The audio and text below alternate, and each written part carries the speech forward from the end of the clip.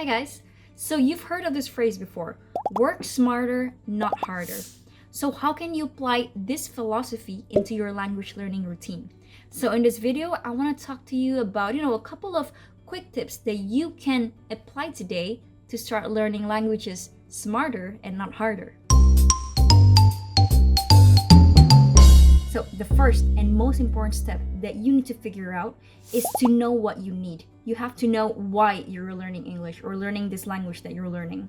Why? Because without knowing the destination, then you cannot really find the shortcut to get there. So first you have to determine where do you want to go, and then we will find the fastest way to get there. So if you still don't know why you're learning this language, figure it out. Okay, so now that you have figured out what you need, we are ready to move on to step 2, and that is only learn what you need. So one time I told one of my students in my ESA program, and at the time his goal was very simple. He wanted to be able to communicate with his boss, who speaks in a very, thick Australian accent. And at the time, his problem was that he couldn't communicate with him at all because he couldn't understand any word that he was saying. At the time, my student's English was pretty good. He and I could communicate in English without any problems. And the problem is just that, he couldn't understand his boss. And how can you communicate effectively with someone where you can't really understand anything that they say, right? So his biggest question at the time was that, how can he learn to understand his boss very quickly? And at the time, this was an urgent need from his side because he needed to be able to communicate, to understand his boss clearly in order to excel in his job. So his biggest question was, how can he learn to understand his boss quickly without spending months and months and months, taking English lessons? So this is what I told him.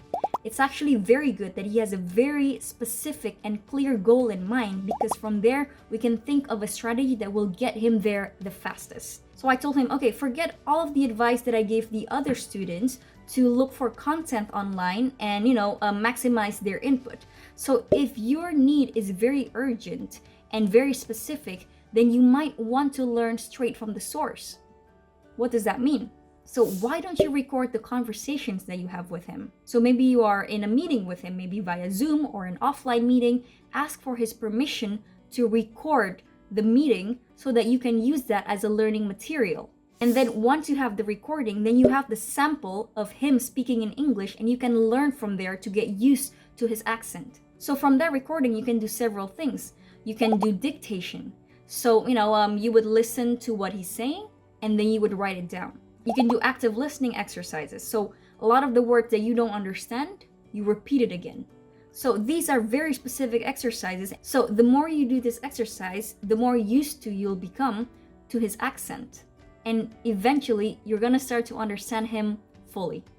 And as a bonus point, he won't only get to reach his goal of understanding his boss in English, but he will also be more knowledgeable in his job. Because of course, if he has to repeat the meeting over and over again, then he will probably, learn a lot more about his job through these meetings because he had to repeat it a lot. Or even he would probably be the only one in the meeting who pays attention to what is being said by the boss. So that is a shortcut to promotion and a pay raise. And this also applies to other things. If, let's say, your goal is to be able to understand passively, movies in English without subtitles, then use that as a learning material. So find a movie or a TV show that you love to watch and then use that as learning material. So instead of just watching it for entertainment, sit down on your couch, turn your learning mode on, take your notebook or your phone notes app and all of that, and start taking notes of the new vocabulary that you learn, or try to mimic the accent of the actors, and start doing active listening exercises, dictation, whatever it is that is going to increase your understanding of English without subtitles. But what about if your goal was more output based? Well, the same thing. First, you have to know what kind of situation do you want to start speaking English well. So you cannot really start with, I want to speak English well in every kind of situation, because of course that's a very nice goal to have, but when you get started, you want to start specific and small to make it achievable. So let's say you want to get better at speaking English in a casual, small talk setting. You want to get better at doing small talks in English. So what would I do if I were in that situation? First, I would get input about small talk. So I would go on YouTube and look things up in English.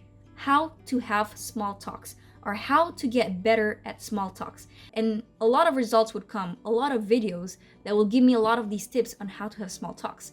And also, take a note that it's important for you to search for videos in English instead of searching videos in your native language. Like, instead of saying in Bahasa Indonesia, cara basa-basi dalam bahasa Inggris, or maybe in Spanish, cómo tener las conversaciones casuales en inglés, say it in English, how to have small talks in English. So once I get a lot of the input, and then I will practice my output. And how do I practice my output?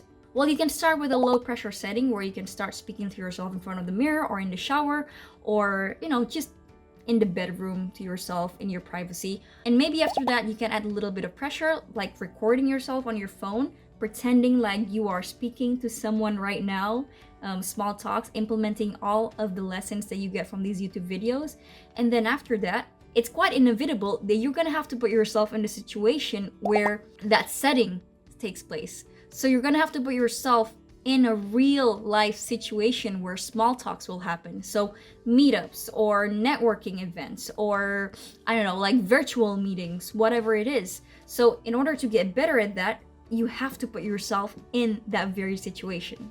So there you go, guys. These are some quick practical tips that you can implement today to start learning languages, learning English the smarter way and not the hard way. So I hope that some of these tips help you, and if you do like it, give it a thumbs up for the algorithm and subscribe if you haven't already. Until then, I'll see you next week in another video. Take care and bye-bye.